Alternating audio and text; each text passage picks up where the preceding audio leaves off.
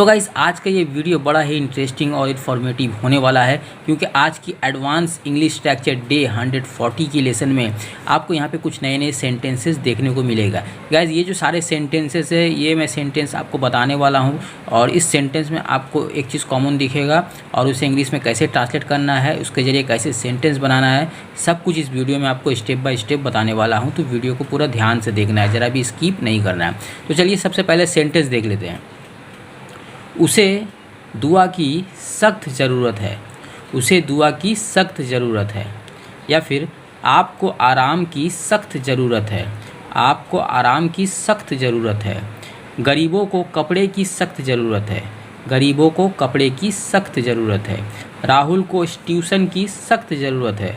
राहुल को ट्यूशन की सख्त ज़रूरत है। तो गाइस, आज इस वीडियो में यही सारे सेंटेंस हम लोग ट्रांसलेट करने वाले हैं एक एडवांस स्ट्रक्चर की मदद से। तो चलिए सबसे पहले मैं यहाँ पे आपको दिखा देना चाहता हूँ। देखिए, यहाँ पे आपको सारे सेंटेंस में एक चीज़ कॉमन दिखा होगा। अगर आप नोटिस करते हो तो यहाँ पे आपको नज़र आएगा। देखिए, सख्त ज़रूरत है, सख्त ज़रूरत है, सख्त ज़रूरत है, सख्त ज़रूरत है।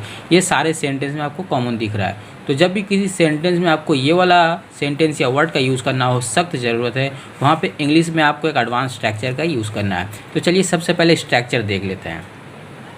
तो देखिए गाइज, यहाँ पे मैंने लिख रखा है। देखिए, जब भी किसी सेंटेंस में सख्त ज़रूरत आए, वहाँ पे आपको बोलना है in dire need of. In dire need of, ये वाला आपको बोलना है। ठीक है, ये आपको याद में रखना है। चलिए अब देखते हैं सेंटेंस का स्ट्रक्चर कैसा बनेगा। देखिए, सबसे पहले सब्जेक्ट का यूज़ करना है आपको, और उसके बाद सेंटेंस अगर प्रेजेंट में रहा तो इज़ एम आर का यूज़ करना है।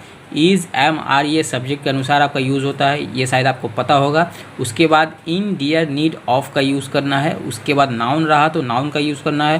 प्रोनाउन रहा तो प्रोनाउन का यूज़ करना है। और वर्ब रहा तो वर्ब के साथ आईएनजी का यूज़ करना है। ठीक है, उसके बाद अदर वर्ड। और अगर पास्ट टेंस में सेंटेंस रहा तो वहाँ पे भी आपका सेम वैसे ही होगा, लेकिन यहाँ पे वाज वर या वर आ जाएगा। यहाँ पे वाज या वर आ जाएगा सब्जेक्ट के अकॉर्डिंग। ठीक है, सबसे पहले सब्जेक्ट होगा, उसके बाद वाज या वर होगा, उसके बाद इन डियर नीड ऑफ होगा, उसके बाद नाउन का यूज़ होगा अगर नाउन रहा सेंटेंस में तो, और अगर सेंटेंस में नाउन नहीं प्रोनाउन रहा तो प्रोनाउन का यूज़ होगा, और अगर सेंटेंस में वर्ब रहा तो वर्ब के साथ आईएनजी का यूज़ किया जाएगा, उसके बाद अदर वर्ड। अब चलिए इसके ज़रिए सेंटेंस बनाना सीख लेते हैं, इसे और अच्छा से समझने के लिए। तो देखिए गाइज, हमारा पहला सेंटेंस है उसे दुआ की सख्त ज़रूरत है। यहाँ पे देखिए, उसे सब्जेक्ट सबसे पहले आ रहा है, तो सब्जेक्ट का यहाँ पे उसे का इंग्लिश क्या होगा, ही। लिख लेते हैं ही। उसके बाद दुआ की सख्त ज़रूरत है, तो ही के साथ हेल्पिंग वर्ब क्या यूज़ होगा, इज़। He is. उसके बाद इन डियर नीड ऑफ। ठीक है, इन डियर नीड ऑफ का यूज़ होगा। उसके बाद दुआ, दुआ को इंग्लिश में क्या कहते हैं, प्रे करना, तो यहाँ पे लिखना है प्रेयर्स। प्रेयर्स। ठीक है, उसे दुआ की सख्त ज़रूरत है। He is in dire needs of prayers. Okay, अब चलिए नेक्स्ट एग्जांपल देखते हैं। आपको आराम की सख्त ज़रूरत है। आपको आराम की सख्त ज़रूरत है, तो यहाँ पे आपको को इंग्लिश में क्या बोलते हैं, आप या तुमको, मतलब यू। यू के साथ हेल्पिंग वर्ब अक्सर आर का यूज़ होता है, यू आर। उसके बाद इन डियर नीड, उसके बाद ऑफ। अब देखिए यहाँ पे क्या है, आराम की, मतलब आराम करना। आराम को इंग्लिश में क्या कहते हैं, रेस्ट, तो उसके आगे टेक का यूज़ होता है।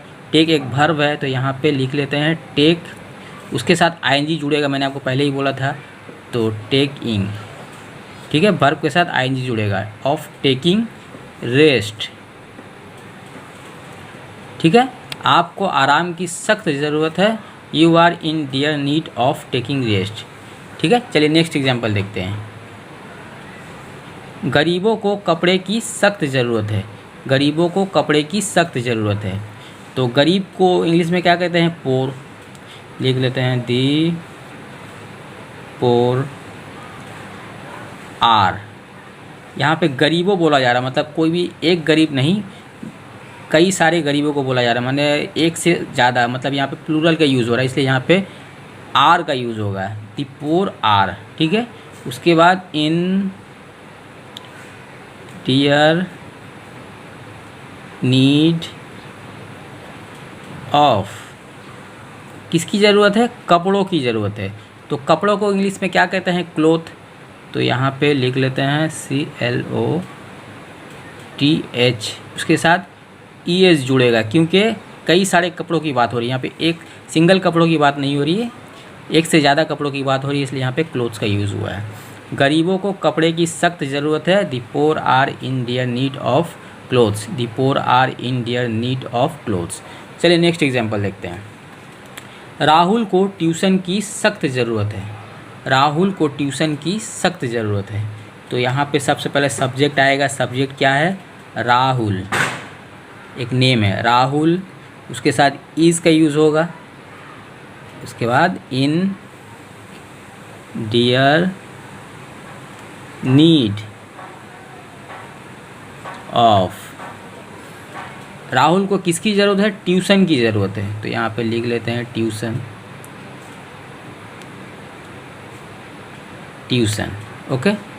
तो देखिए गाइस, राहुल को ट्यूशन की सख्त ज़रूरत है, Rahul is in dire need of tuition, okay. तो आई थिंक गाइस आपको समझ में आ गया होगा कि इस तरह का सेंटेंस को इंग्लिश में कैसे ट्रांसलेट करना है, ओके। तो गाइस मिलते हैं किसी और नए से एडवांस इंग्लिश स्ट्रक्चर के साथ, तब तक के लिए अलविदा।